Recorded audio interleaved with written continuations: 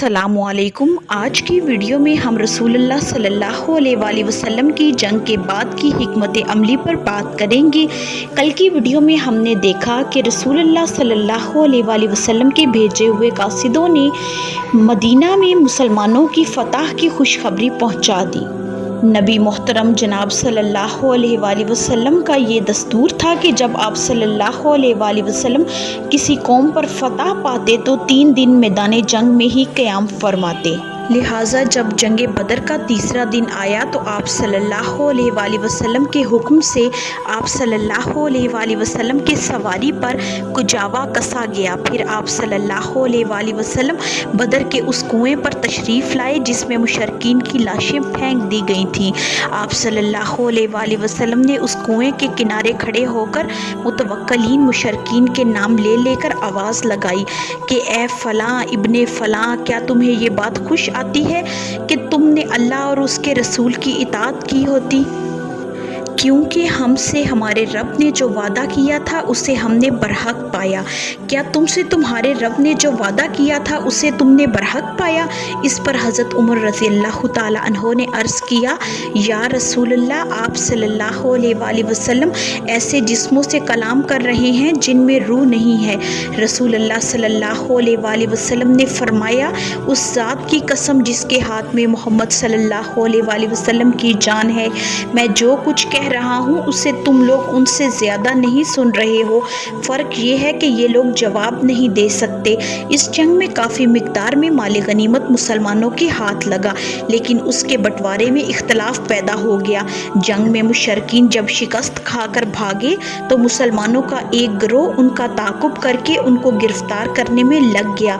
दूसरा गिरोह रसूलुल्लाह सल्लल्लाहु अलैहि वसल्लम की निगरानी करने लगा कि कहीं धोखे से मुशरकीन आप सल्लल्लाहु अलैहि वसल्लम पर हमला ना कर दें, और तीसरे गिरोह ने माल गनीमत इकट्ठा करना शुरू कर दिया। जब जंग ख़त्म हुई तो जिस गिरोह ने माल गनीमत इकट्ठा किया था उसने दूसरे लोगों को देने से इनकार कर दिया कि हमने इसे इकट्ठा किया है। जो गिरोह मुशरकीन का ताक़ुब करके कैदी बनाने में लगा था उसने कहा कि चूँकि माल से दुश्मन को हमने ही दूर रखा इसलिए इस पर मेरा हक़ ज़्यादा है। और जो गिरोह रसूलुल्लाह सल्लल्लाहु अलैहि वसल्लम की हिफाजत फरमा रहा था उसने अपना हक़ साबित किया।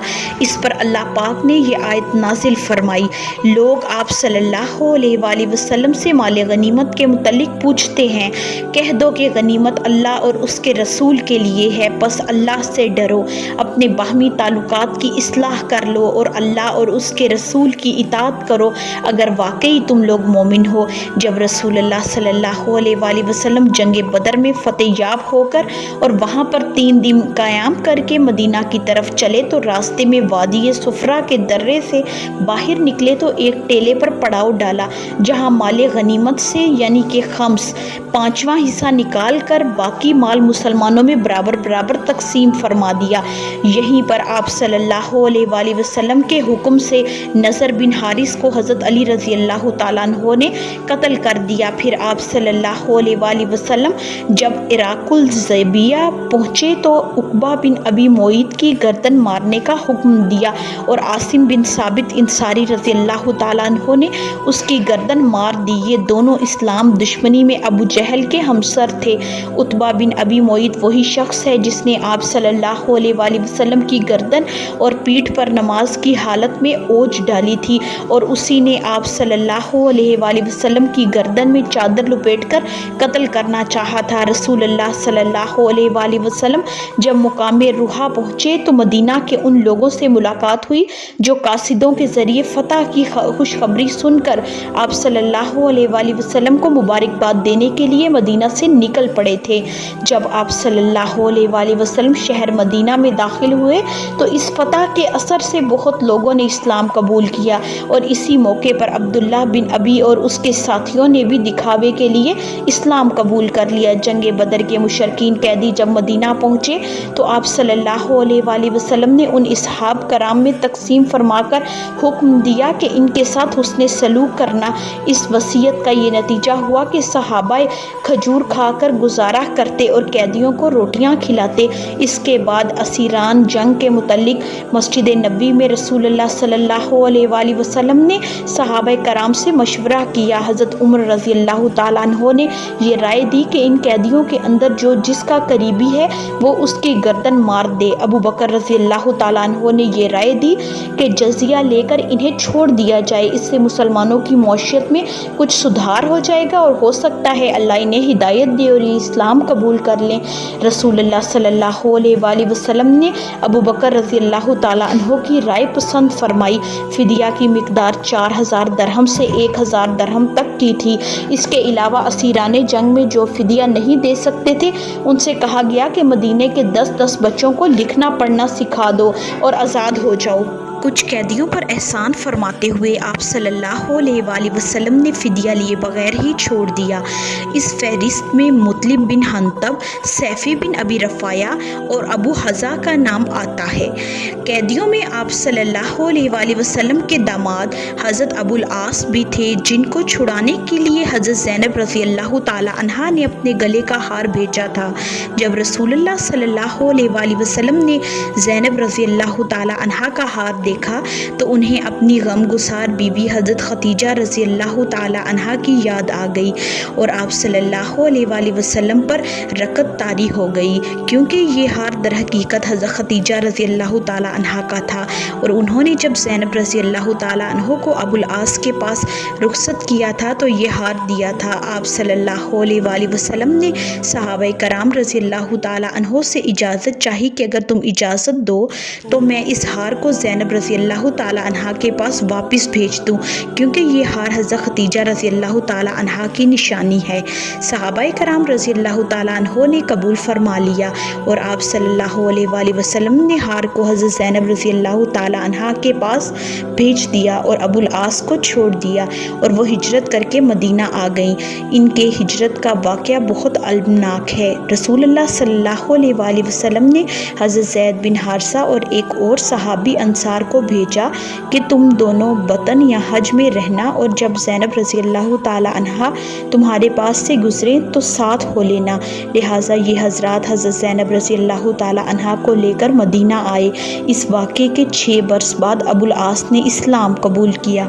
اس جنگ میں باپ بیٹے اور بھائی بھائی ایک دوسرے کے مخالف آمنے سامنے تھے۔ اصولوں کے اختلاف پر تلواریں بے نیام ہوئیں اور مظلوم اور مقہور، ظالم اور قاہر سے ٹکرائے۔